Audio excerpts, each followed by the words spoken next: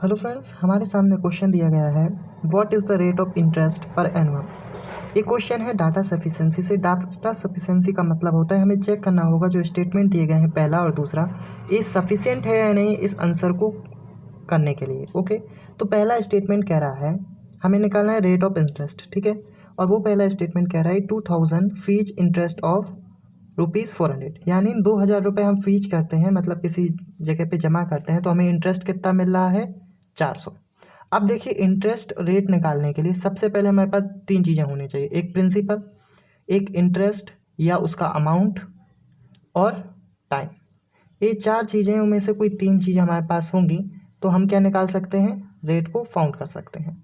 तो हमारे पास अभी से पहले वाले स्टेटमेंट में प्रिंसिपल है और इंटरेस्ट है, टाइम हमें नहीं दिया गया। टाइम बहुत ज़रूरी है निकालने के लिए, लेकिन सेकंड वाले स्टेटमेंट में हमें प्रिंसिपल दिया गया है 2000 और उसका अमाउंट दिया गया है 2420। तो यहाँ से हम इंटरेस्ट को निकाल सकते हैं 420 और टाइम हमें मिल जाएगा 2। तो जब हमारे पास ये सारी चीज़ें होती हैं तो हम क्या कर सकते हैं, रेट को फाउंड कर सकते हैं।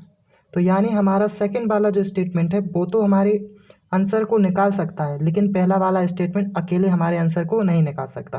तो हम ऑप्शन नंबर बी पर क्लिक कर सकते हैं, ओनली स्टेटमेंट 2 इज़ सफिशेंट। ठीक है, अब आंसर निकालना हो कि हमारे पास प्रिंसिपल दिया गया है, उसका अमाउंट दिया गया है और टाइम दिया गया है, तो रेट कैसे निकालें। ठीक है, अब इंटरेस्ट किस में है, कंपाउंड इंटरेस्ट।